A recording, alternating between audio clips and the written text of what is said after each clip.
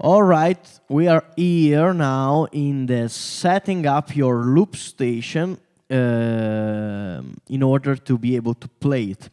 All right. Now, this is an important lesson. Don't skip this lesson, please, because this is the most important lesson. Because if your loop station doesn't work, it's a problem. All right. So the first thing you need to do in order to have the correct gear on the loop station is this. You need to have your instrument. Let's pretend you're a guitar player for a second. You have your guitar and your guitar goes into the amplifier. All right, where do I put the loop station? I put it in the middle. All right, as you can see here, we have our instrument. Then with my cable, I go into the loop station input, and from the loop station, I go into the amplifier. All right, or the PA system, or the audio interface, whatever. In this way, what happens is that I'm gonna loop the guitar or the keyboard or whatever, and you're gonna be able to loop the guitar. Right? This is the basic setup. Right? You can't go wrong with it. So the loop station must be after the instrument and before the PA system, the amplifier out interface. All right. Now the second way is that maybe you have some effects. Maybe you have a distortion pedal. Maybe you have some effects for your guitar or some effects for your keyboard or vocals or whatever. And so what you're gonna do? Let's pretend for another example that we are a guitar player. We have our guitar. The guitar goes into our pedal board. For example, we have a distortion pedal, we have a compressor, we have a delay, we have a reverb. All right. Then what happens? This from the pedal board goes into the loop station. So the loop station is at the end of the chain. You don't put the loop station before the distortion pedal, because otherwise, when you gonna if you switch these two, if you put the distortion pedal after the loop station, what's gonna happen is that the loop is gonna get distorted. All right. And you don't want to distort your loop, all right? The loop is just a recording, all right? So if you put an FX after the loop station, it's gonna affect the loop. You don't want to affect the loop. You just want to affect the real playing. The loop station needs to be clean, all right? You don't need FX on your loop station, all right? So the FX goes before the loop station, then the loop station, and then we go into the amplifier, the PA system, and the audio interface. It's very, very simple. So I have all my pedals, I have the distortion. Let's make here an example. I have my distortion pedal, I have my compressor, I have my reverb, I have a chorus, I don't know, I have whatever. And then I have the loop station at the end. All right, the loop station, you can't put the loop station here. Otherwise, when I'm gonna press the reverb button, the reverb is gonna go into the loop station. All right, don't do that. So the loop station goes at the end. All right, you don't need to affect the loop, because if the loop station is in between, when I press the reverb will go also into the loop station, the loop that I have already recorded, and that's not good. All right? So the loop station goes after all the effects. All right? And then we have a problem. All right? Because I know many people struggle with this.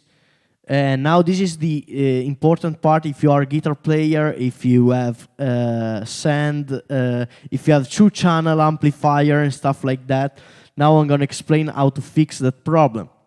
It's very, very simple. Maybe you already know. It's like a send return stuff. First of all, if you have the amplifier problem, which is that you have your instrument, you have your FX, and then after the FX you have the loop station. But when you go into the amplifier, when you change channel on the amplifier, for example, most amplifiers have a clean channel and a crunch distortion channel. All right? So what happens there is that when you're going to go to the distortion channel, it distorts the loop. It's the same reason, because this is what happens. This is what happens, all right? Amplifier, all right? Now let's bring it down because it's on the amplifier problem here. What's going on is that when the amplifier is on the clean channel, everything is good. But when you go to the distortion channel, the distortion will go into the loop station. And so it will affect the loop, and the loop is going to be so ugly, so ugly and so distorted. And so that's not good. So what you need to do is this. On this kind of amplifier, there's a send return. There's a send return option, 2 cables. So when you go here, let's make an example. You go from the send of the amp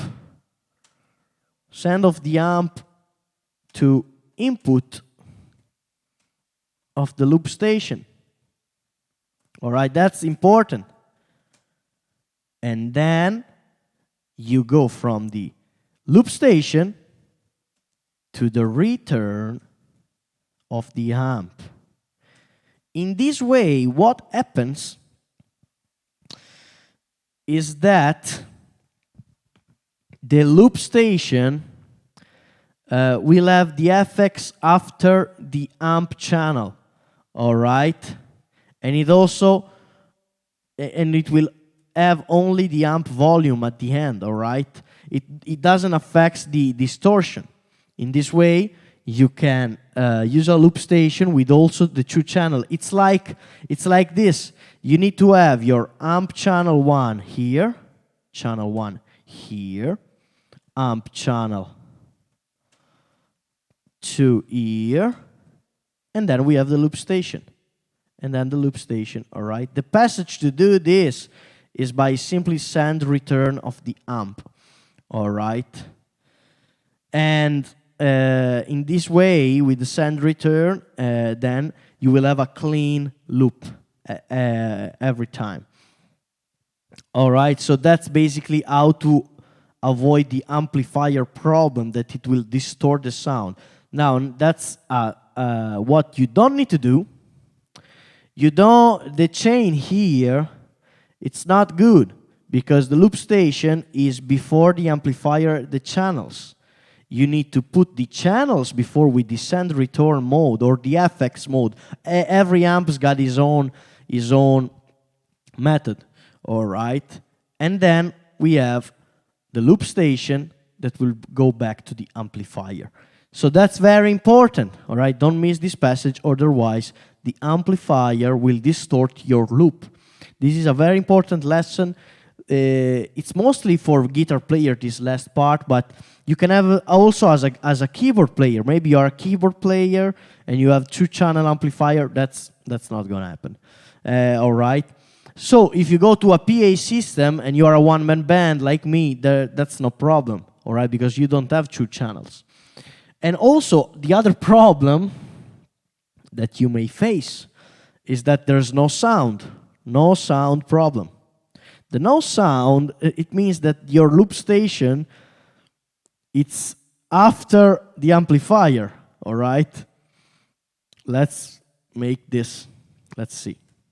If you put this loop station here, after the amplifier, it won't work. There's no sound in it, all right? Same thing if you put it in at the beginning.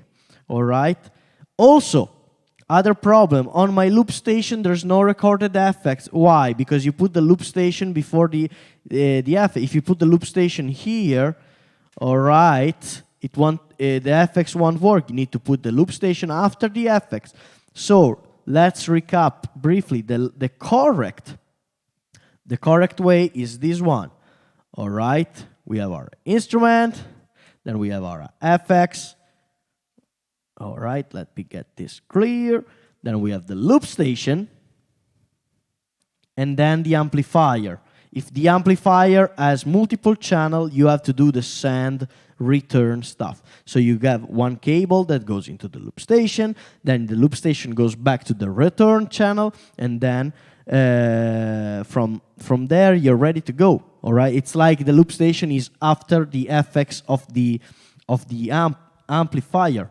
All right, so that's it. That's how you set up your loop station into your gear. All right, now let's move on and see how you can set up multiple instruments into a single channel loop station.